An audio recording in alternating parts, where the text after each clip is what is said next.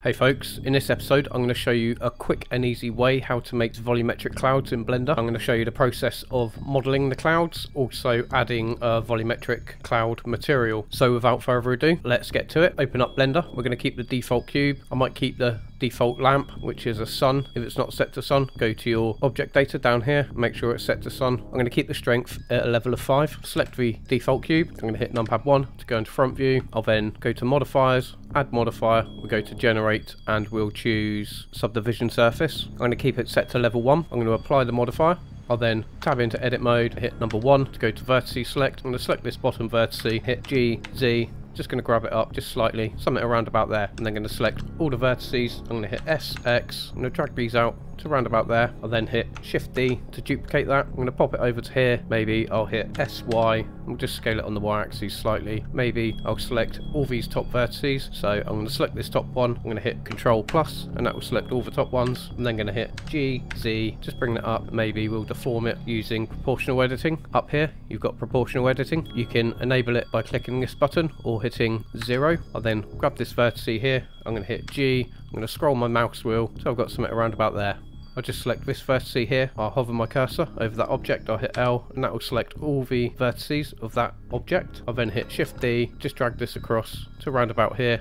Maybe I'll grab this vertice, I'm going to hit G, change my proportional editing, something around there. Maybe I'll grab this one, I'll hit G, Y, change my proportional editing. I'm just going to get some random shapes going on here. Maybe I'll select this one, hit G, Y, just grab this across to round about there. I'll select this entire object by hovering my mouse over. Hit L, go to numpad 1 for front view. I'm going to hit Shift D to duplicate that. Maybe I'll hit S and scale that in. I'll hit G. I'm going to make sure there's plenty of intersection here. I'll just grab this vertice. I'm going to hit G, Y. I'm going to bring this out to round about there. Maybe I'll select this one. I'll then hit G. I'm going to bring this out to round about there. So just continue doing this. It doesn't have to be exact, but make sure you've got plenty of intersection going on here. So I'll grab this object here. I'm going to hit Shift D. I'll bring this down to round about there. Maybe I'll hit SX and we'll scale it on the X-axis, maybe GX. I'll bring it across to around about there. Maybe I'll select this one, hit L, Shift D, bring it down to here. I'll hit S to scale it up to around about there. Maybe SZ, scale it on the Z-axis. Maybe I'll select this bottom vertice here. I'm going to hit GY. I'm going to bring this out to around about there. I'll select this one. I'm going to hit L, numpad 1, Shift D, duplicate that. Maybe I'll scale this down. I'm going to hit G, bring it across. Maybe I can bring this out, GY. Maybe I can bring this one up,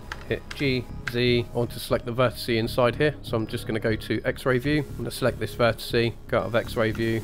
I'll then hit G, X. I'm going to bring this out to maybe something around about there. Got a slight gap going on here. That should be okay. Maybe I'll do it one more time. So I'm going to select this middle one. I'm going to hit L to select that entire object. Hit numpad 1 to get rid of this panel here. T. I'm going to hit Shift D. I'm going to hit G. Bring this around to here. Something around about there. Maybe I can scale it on the X-axis by hitting S, X. Maybe I'll add one more in the mix here. I could probably bring these two vertices out, so I'm going to grab those two vertices, hit G, Y with proportional editing. I'm just going to adjust it so I've got something that I like, and maybe I'll select this one. I'm going to hit L, numpad 1, I'm going to hit Shift D, bring this out to round about there, and maybe hit S to scale that up, something around about there. Okay, I'm going to tab out of edit mode. Now you can make as many of these as you like for variations. I'm just going to make one for this example. So I'm going to hit numpad 1, I'm going to hit Z, shade smooth. I'm then going to hit Control 1, which will add a subdivision surface at level 1. Alternatively, go to add modifiers, generate, and subdivision surface. I can see a slight gap here. We're probably going to have to close this gap. So I'm just going to tab into edit mode quick. I'm going to select this object, hover my cursor over it, hit L, and then I'm going to hit S just to scale that up, just so there's no gaps. Maybe I'll hit G, X, just drag it on the X-axis slightly. Okay, I'll tab out of edit mode. I can see that there's kind of a gap here. We don't want that gap, so I'll tab into edit mode. I'm going to select this object, hit L. I'm just going to scale this up.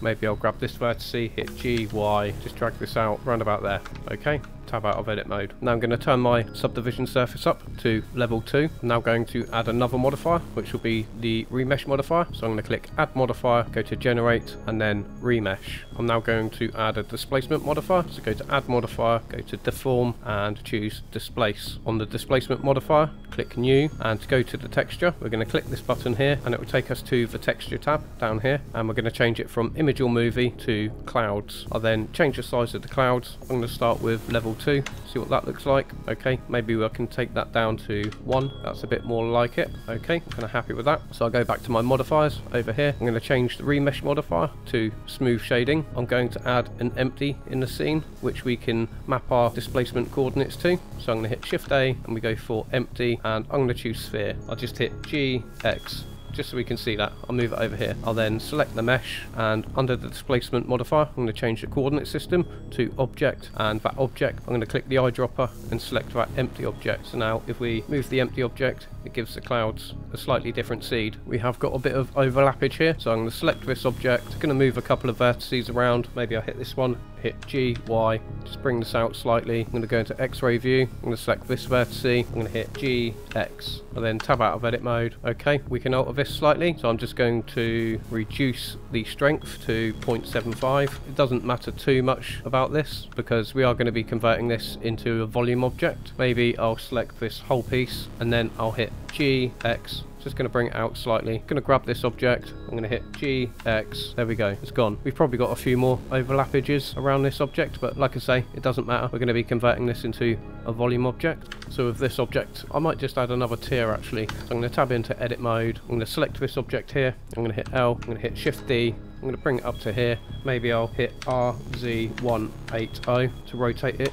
on the Z-axis by 180 degrees. I'll just put it in position around about there. Let's rename this object to Cloud Base Mesh. I'll then hit Shift A, go to Volume and Empty. And with that empty volume object selected, I'm going to go to Add Modifier, Generate and Mesh to Volume. And we'll select the Cube Base Mesh. You can either do it with the eyedropper by clicking over here, or you can select it in the list. I'm going to set my voxel amount to 256. If your computer's slow, I recommend setting it to a lower value. The higher this value, the higher the voxel amount, the higher the detail. You can maybe set it to 64 to 128 or 256. It depends what your computer can handle. I'm going to set my interior bandwidth to 0.333 and the density to 4. I'll now add a volume displace. Go to add modifier, we go to deform and choose volume displace. I'm going to click new. I'm going to set the strength to 0.75. I'll then click this button here. We're going to change it from image or movie to clouds. I'm going to set the size to 0.5. I'll then go back to my modifiers. I'm going to add another volume displace. So click add modifier, we'll go to deform volume displace. I'm going to click new. I'm going to set the strength to 0.75. I'll click this button over here and I'm going to change it from 0.5 to 0.25. So that gives us 2 levels of detail. I'll go back to my modifiers. We can actually hide our cloud base mesh now. Decrease this window just so we've got a bit more space. I'm going to bring my cursor to the bottom left until I see this crosshair here. Left mouse click and I'm going to drag it up. I'll select this icon here and I'm going to change it to the shader editor. I'll hit N to hide the N panel. Just grab this up, and to add a material, I'm going to click new. I'm going to rename this material to Like and Subscribe. Thanks folks, you absolute legends. Delete the principled volume, hit Shift A and we'll choose Shader Volume Scatter. I'm actually going to have 2 of these, so I'm going to hit Shift D and just drag this down to around about there. I'm going to plug the volume output from the volume scatter into the volume socket of the material output. I'll then hit Shift A, Shader, and we go for Add Shader. I'll pop this into there and I'll plug this volume scatter into the bottom socket of the add shader. This is done in cycles by the way, so I'm going to go to cycles, under sampling, I'm going to set this to 128. I'll probably set it to 128 for the viewport as well. I'm going to keep my noise threshold at a value of 0.01. Under light paths, I'm going to set the volume bounces to 2. That should be sufficient. Maybe I can set it to 4. 2 would be absolutely fine now. And then under volumes, I'm going to keep my max steps at 1024. But for the step render, I'm going to set to 0.1 and the viewport 0.1. The higher you set this value, the quicker your renders will be, but it will decrease in quality, whereas the lower values will result in higher quality and longer render times. Increasing the max steps will increase your render time, but it will increase quality, whereas lower max steps will decrease quality and reduce render time. So anyway, let's go back to the shader. I'm going to set the anisotropy to 0.75. I'm going to hover my cursor over this value, hit Ctrl C for copy, and hover it over here and hit Ctrl V to paste. I'm going to keep the density set to 1. I'm going to make sure that the white color value are all set to 1.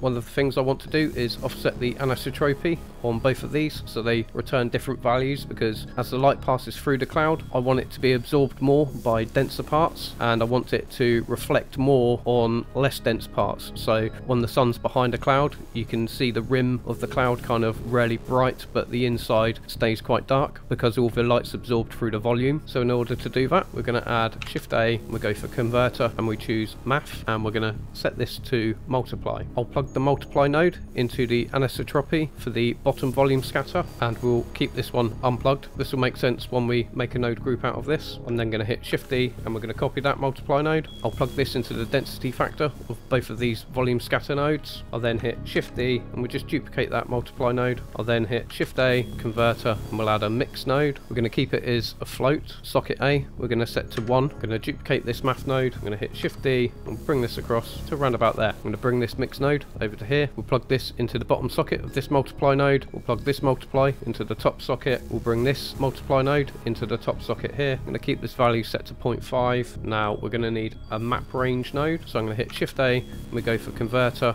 and we choose map range. I'll then plug the result from that map range into the bottom socket of this multiply node. Hit Shift A, input, and we'll go for light path. I'll then plug the ray depth into the value of the map range node and the shadow ray into the factor of this mix node. So if you're not familiar with the light path node, it's kind of a cheat node for Blender. It tells the render engine where to prioritize the rays. So we're going to change the 2 min to 1 and the 2 max to 0. So this is what you should have so far. So now I'm going to box select all of these nodes here. I'm going to hit Control G to group. I'm then going to take this factor from this multiply node and I'm going to plug it into this group input. I'll then hit N to open up this panel and we're going to click group, and with this value here, which is this value here, we're going to rename this to density. I'm going to set this from max to 32. I'm then going to plug this from max into the bottom socket of the group input, and we're going to rename this to quality. We're now going to hitch up the anisotropy. So I'm going to take this top value from this multiply node. I'm going to plug it into the bottom socket here, and I'm going to take the factor from this anisotropy on the volume scatter into the same socket, and we'll rename it to anisotropy. And the final connection is going to be the shadow density. So I'm going to take this B factor from this mix node and plug it into the bottom socket of the group input node, and we'll rename this to shadow density. Maybe I can connect up the color from the volume scatter. So I'm going to drag this color socket and plug it into the bottom socket of the group input, and I'll grab this one and I'm going to plug that into the same socket, and we'll rename this to cloud color. I'm going to hit N to close that panel there. I'm going to neaten up this node structure. I'll be back with you in just a sec.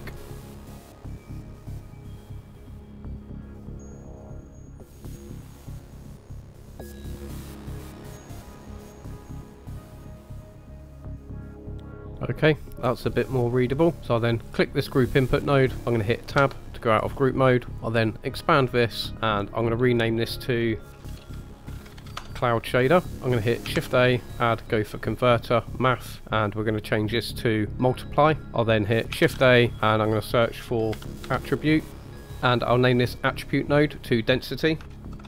I'm going to take the color and plug that into the top socket of the multiply node, and I'm going to take the value from the multiply node into the density factor of the cloud shader group. I'm going to set the value to 1 on the multiply node. I'm going to set the value on the anisotropy to 0.75. The shadow density I'm going to set to 2, and I'll keep the quality steps to 32. So I'm just going to go into rendered view quickly. So I'll click this button, let's see what we've got. I might go to my world and I'm just going to reduce the strength to 0.2, make it easier to see what we've got here. I'm going to choose my sun and I'm going to rotate it to maybe 120 degrees. So I'll select my volume object. I'm going to go back to my object shader over here. As you can see, with this anisotropy, which is set with an offset here, so this one's offset by 0.5 compared to this one, and that's what lets the light pass through the rims of the clouds. So the denser the parts of the cloud, the less light will pass through, and we can actually control that with a combination of the shadow density and anisotropy. So let's turn the shadow density up to, let's say, 4, and you can see the cloud appears a lot denser. Maybe I can set it to a higher value, let's say 10. It's appearing a lot more dense there. I'll just set it back to 2, and with the anisotropy, let's say we'll set it to 0.25 and a lot more light passing through. It just affects the way it's scattering. If this is rendering a bit slow for you, you can change your step rate for render and viewport. So on viewport I might set mine to 0.5. It's a bit less detail. I'm going to set the render to 0.5 and maybe the max steps of 512. And we can also reduce the quality on here. I'm going to go for 16. I won't go for anything less than that because it's going to significantly affect your results. Maybe we can turn the shadow density up a bit more now that we've reduced the quality, because we're still getting a nice bit of light coming through. Just so we can see this a bit better, I'm going to go to my world shader and I'm going to add a gradient in the sky. So I'm going to hit Shift A and we go for converter. I'm going to choose color ramp. Shift A, we go for texture and we go for gradient texture, and with the gradient texture with the node wrangler add-on enabled, I'm going to hit Control T and that will add a vector mapping node and a texture coordinate node. So for my gradient colors, just add a couple of flags here. So for this flag I'm going to add like an orange color, something around there. For this flag I'm going to go for a yellow, a bright yellow, and for these two middle flags I'm going to add a blue, something around there. I'll then plug the gradient texture into the factor of the color ramp and the color from the color ramp into the background node. I'm going to set the strength to 1. And I'm going to rotate it with the mapping node on the y-axis by 90 degrees, and maybe I'll offset it by 0.5 on the x-axis.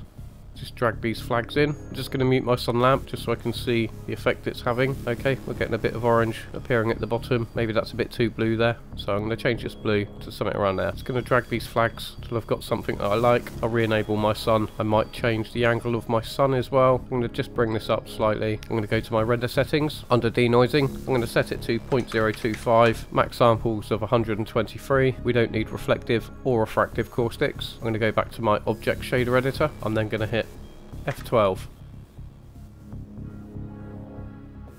Okay, it's not looking too bad, but I think we can do a bit more to this. So we can turn the shadows down a bit, and I think we can add another volume displacement. We've got two levels of volume displacement on here. If you remember the cloud textures, one was set at 0.25 and the other one was set at 0.5. So I think we can add another volume displacement at level 1, just to give it slightly bigger puffs. Let's get on with that. I'll just close this window here. I'm going to turn my shadow density down to 2. And then on my modifiers over here, so we've got the volume displacement texture 1 and texture 2. So this one was set at 0.5, this one was set at 0.25. So I'm going to add one more, which is going to be set at 1, but we're going to have to pop that above these two. So I'm going to click add modifier, we go to deform volume displace. I'll then drag this up here, I'm going to click new, I'll then click this button here, which will take us to the cloud texture. I'm going to set this to level 1. I'll then go back to my modifiers over here. I'm going to go over to my strength and set it to 1. I'll then go to this volume displacement and I'm going to keep that one at 0.75, and this bottom one I'm going to set to 0.5.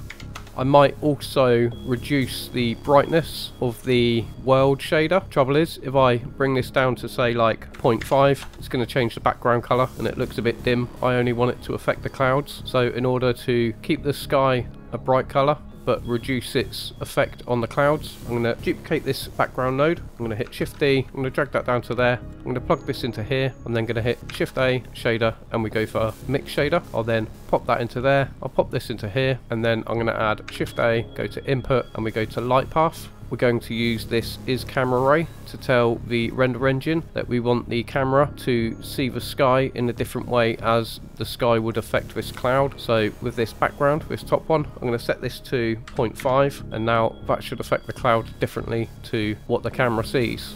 So I'll say something around there. I'll just collapse all these. So now I'm going to hit F12 and render out, and let's just check out the preview, see what we've got so far. Okay, that's looking a bit better. A couple more things we can do to improve this. I'm just going to mute my volume object. I'm going to re-enable my cloud base mesh, and you know the method I used with this empty mapped to the displacement on this cloud. So if I move this or move this, the seed is going to change based on the location it is from this object. We're going to do the same for the volume displacement.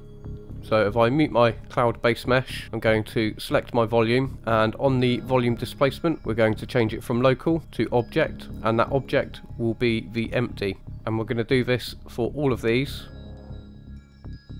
So now when we move the object or the cloud, it's going to change the seed slightly, so you're going to get slightly different results. Another thing we can do, just to make this a bit funky, we're going to change the world shader back to the object shader. I'm going to go into rendered preview mode, and we're going to change the color of this. So I'm going to hit Shift A, we go for texture, noise texture. I'm going to change it from 3D to 4D. I'm going to hit Control T, and this time we're going to choose object coordinates, and that object is going to be the empty. So this means that the texture is going to change based on the location of this empty object. I'll then plug the color into the cloud color. I'll then hit Shift A, add, we go for color and choose hue saturation value. I'm going to turn the saturation up to, let's say, 2.5 for now.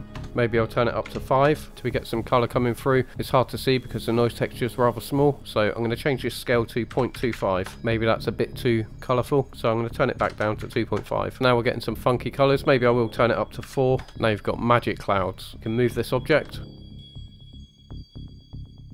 I might just centre my camera to the cloud around there. I'll then select this object, and then I'm going to hit F12 for one last time, just for a quick preview.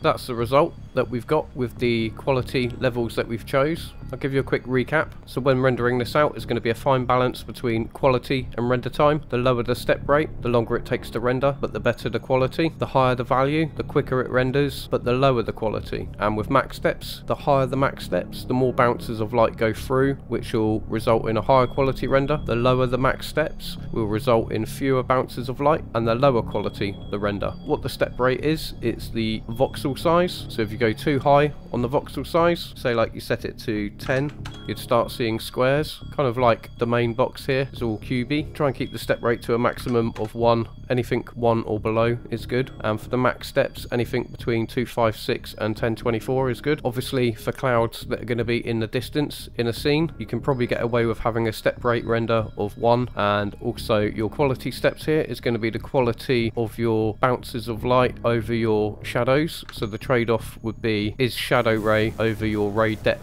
and that is determined by this number here. That's all for now, folks. Have a great day, level up, and thanks for watching.